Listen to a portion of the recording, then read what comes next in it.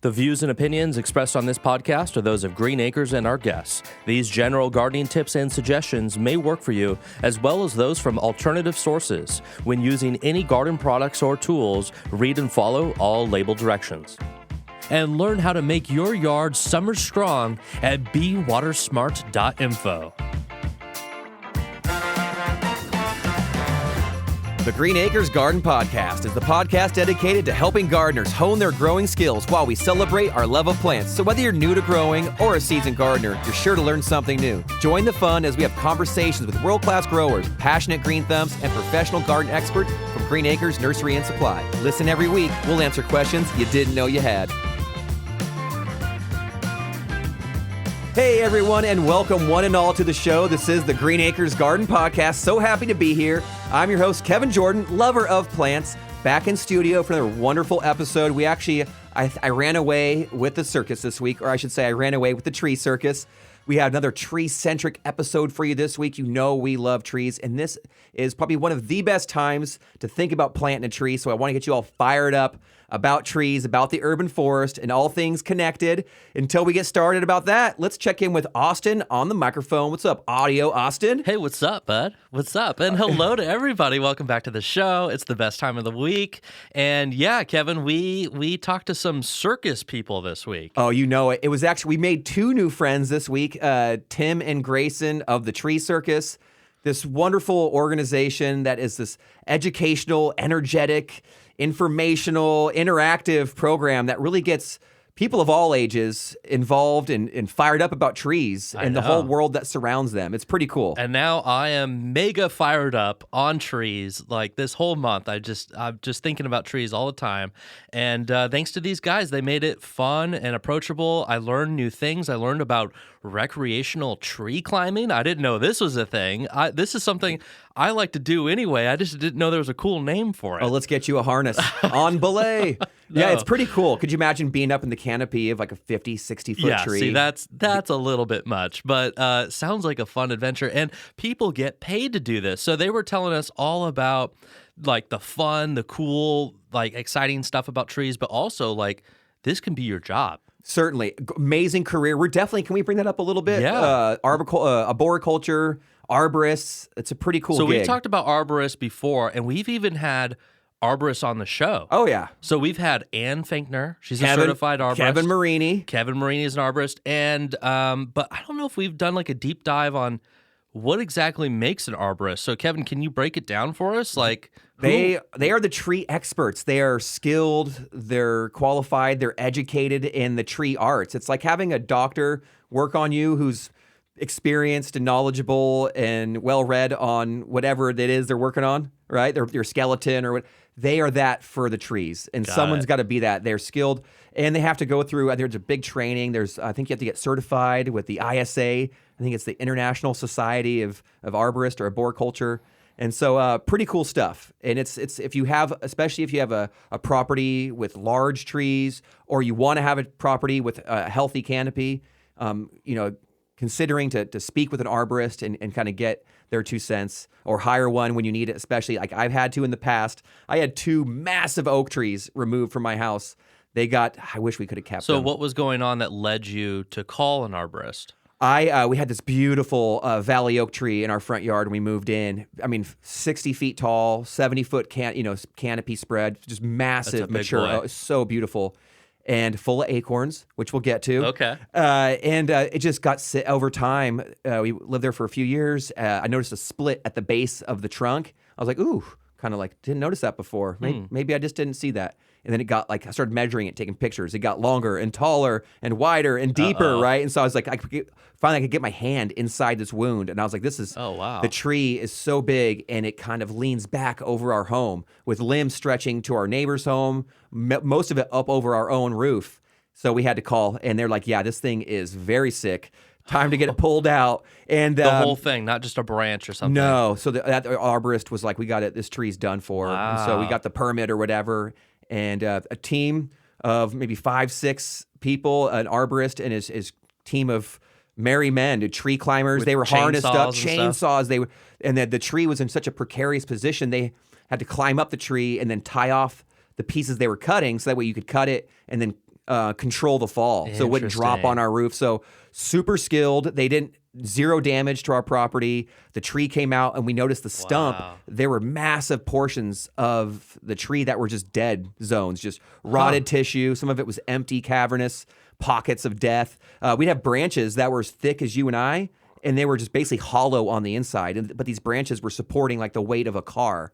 So very dangerous, obviously. And the tree was just, they said it was armillaria, like a disease that affects trees. And it probably had it for, decades. And it finally culminated in its removal. That is fascinating. Yeah, That's it was a bummer to lose, but pretty cool. Cool that there's just this world of like stuff going on there. Oh, dude, when they cut it down, it smelled so. I wish our listeners could smell the rot, the interior rot. It was like your like an uncle pulling off a sweaty boot after a day of hard work working in the swamps. You were too good at describing that. It was pretty cool, but honestly, Arborists, super professional. I had wood chips for days, and we split the wood and had some firewood. Wow! But it was really cool to speak with them, learn from them, and it's an awesome industry. And whether you're tree climbing or working with the crew or whatever, it's an amazing industry, and that's what really is going to take for us to have this beautiful urban canopy and forest, to have our thriving neighborhoods like Ray Trethewey talked about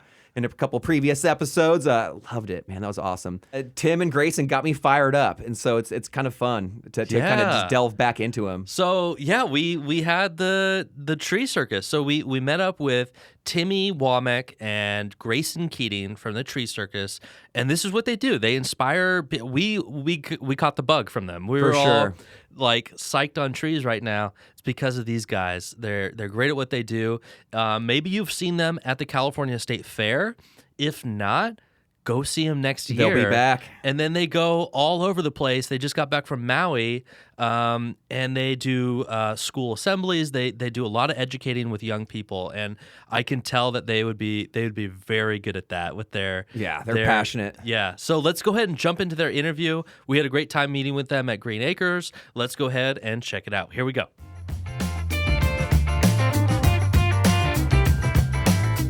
So I have the pleasure right now sitting down with two circus performers, I would say. We've got Grayson Keating and Tim Womack of the Tree Circus. Gentlemen, thanks for coming down and making time for us. Oh, thanks for having us. I'm Grayson Keating. I am the naturalist for the Tree Circus, and I am a tree climbing instructor. Hi, I'm Tim Womack, and I am the ringmaster of the Tree Circus, a fast-paced, highly animated, tremendous game show that's just a lot of fun. I worked for the National Tree Trust for a decade. National Tree Trust was created by Congress in 1990 to educate Americans about the value of trees. Right. Number two, we were mandated by Congress to go out on public property and plant trees. And then the third thing we wanted to promote community trees. Volunteerism. I know it's a great thing. You got me on that one. And I've tried to, and I've gotten thousands of people on. It's a great thing too. Grayson's like, I saw this one coming. Volunteerism makes the world go round, y'all. I'm here to tell you. Go out. There are groups anywhere. If somebody's looking, I wish what I have to do between 4 and 5. Volunteer somewhere. Talk about making friends. That's a great way to do it. Right. But we do a fast-paced, animated, stand-up tree show that lifts everybody up. I love the state fair. Were you there this last year? Oh yeah. Are you going next year? Every year. I will be there. Holy cow, we're there. Building B. Generally, I'll come watch you guys. Yeah, we love that place. One of the things, and then one of Grayson's specialty is we take folks there recreational climbing. They actually, So we have some ropes set up. We're inside at the California State Fair, and so we have ropes set up in the rafters there at Building B, and we put children of all ages. I think the age range is 4 to 84.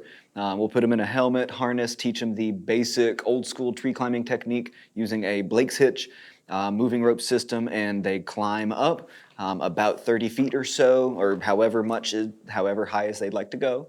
They ring a little bell, come back down, and they get a certificate that says, I rang the bell at the Tree Circus. And it is an absolute hit. That's pretty sweet. 30 feet. seems like a lot when you're It's- not used to 30 feet off the ground, like 10 feet. You like, notice whew. the height at 30 feet for sure. Yeah, That's cool. And it is a great way because the stage show. So it's a tree circus. It's a two-parter. We do our stage show based around the question, what do trees give us? And of course we do oxygen, shade, lumber, All the usual hits. Yes, and we end it with trees give us jobs, and. Talk about local economy. Oh yeah. If you have a nice urban forest, that kind of generates its own And momentum. so we talk about, professional arboriculture, the benefits of being an ISA certified arborist. Yes. And then we let people with the tree climbing, kind of introduce them to the idea of, this is what a production arborist would do. This is their commute to work, going the 30 feet up, and it's just a good way of for all the introducing. people out there who are pretty squirrely and can't sit down for too long and want to be Yeah. outside, man, that's an amazing career. Oh yeah, absolutely. They're industrial athletes. So anyway, we were about planning the message of trees, the value of them, and as well as the careers, because I love being able to tell anybody, from doesn't matter who, what, where, how, where are you in the education, apply yourself and you can learn a lot. Because arboriculture is a very broad field, and from people who don't want to go outside at all, they just want to sit in an office and write reports or look at stuff under a microscope, there's a job for you there. If you only want to be in a tree and almost never want to come out of the tree, there's a job for you there. It is a very, very broad field. One of the coolest things we had at the state fair this year, we had the cutouts, live cutouts of people in their jobs, and there were different ones, and you went up and hit that QR code, and they heard, blah, blah, blah, I do this, and I sequence DNA, I'm in the office all day, and they go up here, blah, blah, blah, I shake my head and sawdust comes out, and I'm with birds. It's the array of jobs available.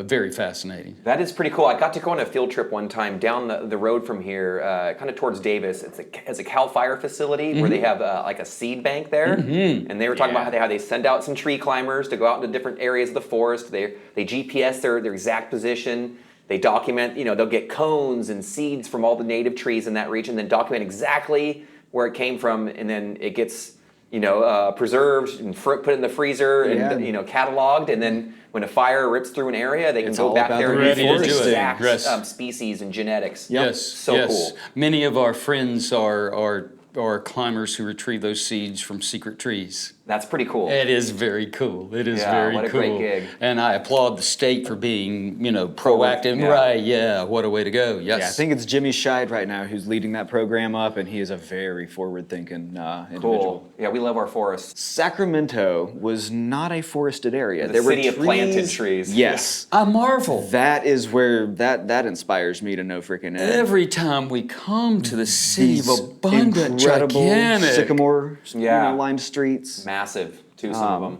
Yeah. That's what we came up with Ray. He would mention, Ray Trethaway, he mentioned, he's like, this very well may be the largest urban setting of planted trees, Yes. like anywhere Yes. on the earth. Yes. Yes. that's kinda fun. And I see all these big old trees. I go, well, I really want to know who grew that stock. Where did it come from? The story of that one tree. And we go back. One of the reasons we do what we do is for Arbor Day. We just finished doing Hawaii's Arbor Day, which is the first Friday in November. We go in a week or two, whatever it is, to South Carolina. Their Arbor Day is the first Friday in December. Obviously, generally they're meant for ideal growing season. I personally am trying to lead a movement to move National Arbor Day to the fall.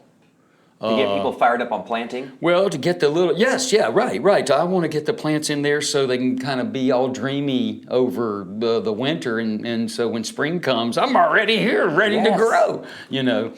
That's my subtle thing. But for California, one of the things that the California Arbor Day, the great plant breeder Luther Burbank, Historic. Arbor Day was created, I think, 1904, 1907, and it was designated to be celebrated on his birthday, March 7th. California is the only state in America that has a fixed date, like March 7th. Every other in America is the fourth Friday in or the first Friday past. No, baby, we celebrating on Luther's birthday. I love Luther and what he did, and if you haven't been to his house in Santa Rosa or the experimental up in Sebastopol, I've been golly, past that, through there. everybody. I mean, just talk about a big brain and somebody who loved plants.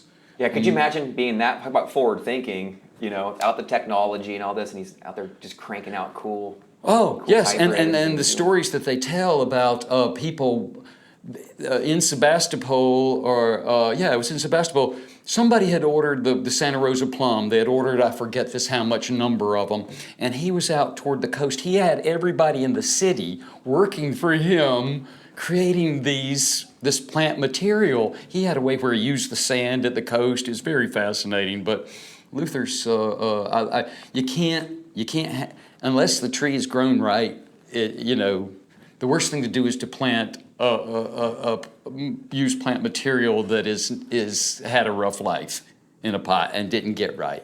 So that's why it's important that everybody. Quality of material. That's where it all starts. It's like cooking. Well, let's get to it. Can I ask you a little bit about that? Yeah. Not to cut you off. I'm sorry. No. But you piqued my interest. Yay. So how do we grow trees better? Like for someone who's listening right now, what are the considerations from your perspective and what you've learned? Like what are the things to consider for if you want to just get a tree in, get it happy, and have many decades even of a healthy tree growing? Right. Well, it's purchasing from a nursery that is trustworthy. Yeah, so number has one, a history. it's getting the right tree in the ground. Okay. That's number one. But I would say the single best thing you can do for a tree that you already have planted in your yard is to mulch it properly.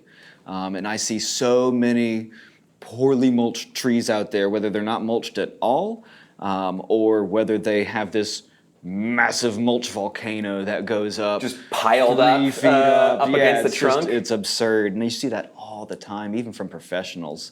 We want to go mulch donuts, not mulch volcanoes. So pull that mulch away from 4 like the inches, root flare sure, or whatever and yeah. all that. You want to be able to see the root flare, absolutely. Can you tell us what is the root flare? It's where you would see the kind of top parts of the trunk kind of flaring into the ground at the root level.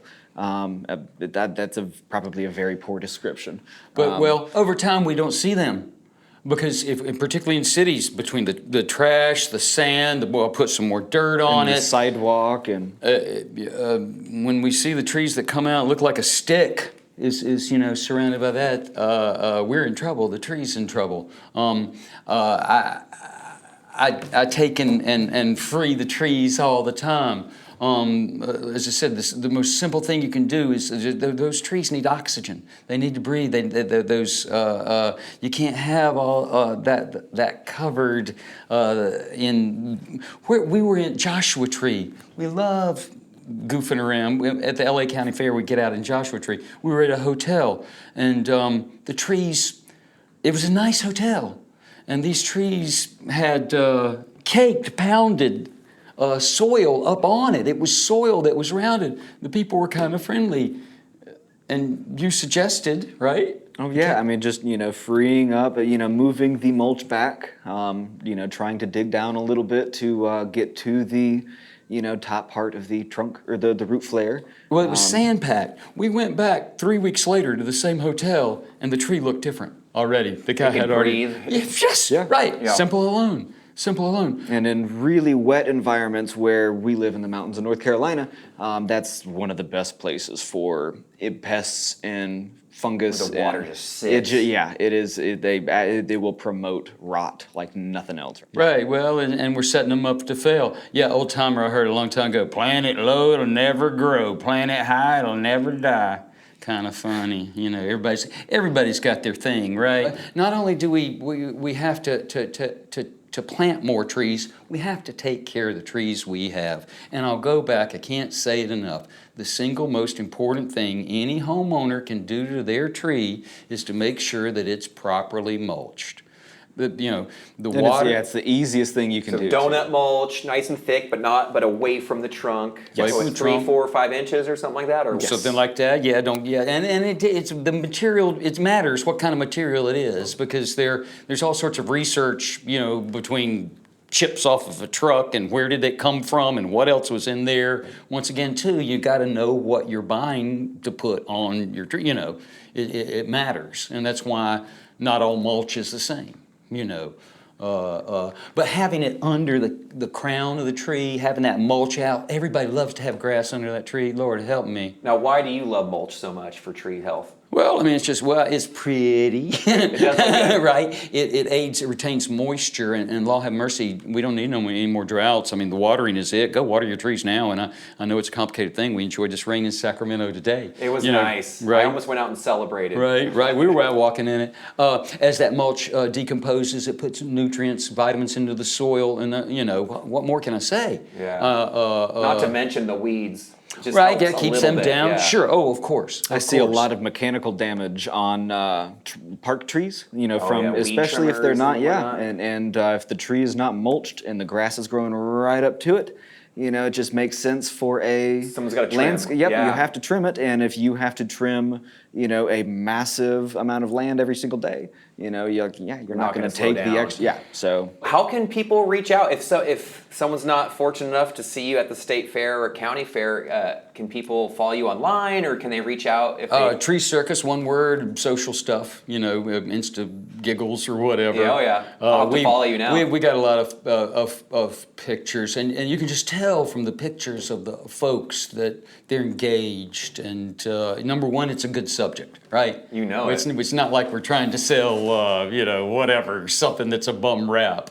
It comes from the heart. There could be no mistake. Yeah, treecircus.org. Check us out.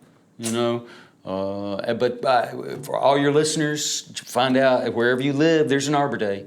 There is an Arbor Day. Arbor Day's not necessarily you got to rush out and plant a tree. Just go celebrate trees. Everyone who's listening, please ask them to walk outside the front door where they live and really to look at the trees in the community. And to look at the trees, how do you have to look? You got to look up. Well, that is Tim and Grayson of the Tree Circus. Gentlemen, thank you so much for your time today. I'm fired up on trees. I think I already was before I came in here, but now it's like turned up to 11. I'm feeling really inspired by what you guys do and your energy. I wish the best for y'all, and I just hope you guys can get out there and just more people get to visit the Tree Circus and see y'all in action. This is pretty cool. Tree Circus, Tree Circus. So thank you so much for having us. It's been a blast. Whee! Green side up, y'all. All right, we are back from our interview with the Tree Circus. Da-da-da-da-dum. It was so fun. Thank you, Timmy. Thank you, Grayson. What a treat. And, Kevin, Timmy gave us these cool little gifts, these little He did. trinkets. It was, and this comes from an old tradition I'm not familiar with. So it was really meaningful and cool and unique for me. He gifted us acorns, right? We got these little metal acorns, and he said that this is like a tradition of friendship. I liked it. Yeah, it was super cool. I've never heard of this. Have you ever received acorns like that before? I've collected them myself. I've planted them. Acorns rock. Me and my son are in the backyard collecting them. I'd never given them as a gift. It's something new to me. We and should start doing that. I brought it home. I shared it with my son, and he thought it was super cool. And Oh, nice. We found a little spot for him, and it was just a nice gift. And it's something to think about. I looked it up. It's like, I guess people used to carry them in their pockets for good luck. It's a token of good fortune. Sometimes oaks can symbolize many different things. And so it's one of those things where it's a nice little gesture. And I don't know. It's cool. I like it. Well, thank you, Tim, for that sweet gift. And I'll always cherish this little acorn that you gave me. And thank you for that. And thanks for getting me inspired about trees. So, and thank you to Grayson. Grayson makes me want to climb trees. Yes. Tim makes me want to grow trees. I'm just feeling the love. So thank you guys both for that. Kevin, why don't you take us out? Well, another fun week talking plants, talking trees with new garden friends, Tim and Grayson of the Tree Circus, friends from out of state. It's really cool to hear from them about North Carolina and all that, and really just to hear about other people who live thousands of miles away who also have a similar passion for trees. and have made it their careers and their duty. It really got me interested too about the arboriculture and the work that arborists do and the ones that we have in our community. It's cool to learn from, and hopefully we can get some more on in the future, because it'd be really nice to kind of get into the weeds and the nuts and bolts of tree care, tree maintenance, and really learn from the best. And so hopefully we can do a little bit of that in the future. I urge our listeners, if you're listening, please, if you have any questions about trees, send it to our Facebook page at the Green Acres Garden Podcast page. We'd love to hear from you. What do you think, Austin? Yeah, I think that's a great idea. We actually, we have some friends of the show that are arborists, so maybe if we gathered enough questions about trees, we could do a little like Q&A episode with an arborist. I think that would be really cool. That would be cool. I think that's a great idea. Yeah, That'd let's be a lot try of that fun. out. Send us your tree questions. For sure. There's so much more to learn. And so thank you again to Tim and Grayson. Thanks to all our listeners for tuning in each and every week. We love having you. So please share us with a friend. We'd love to reach out as much as possible to more gardeners and green thumbs out there. Until next week, garden friends, it's time for us to bid you adieu and get back in our own gardens and get some work done. So hopefully get out there, garden each and every day. Much love to all of you. Until next time, garden friends, happy gardening to you all. And please never stop growing. Trees!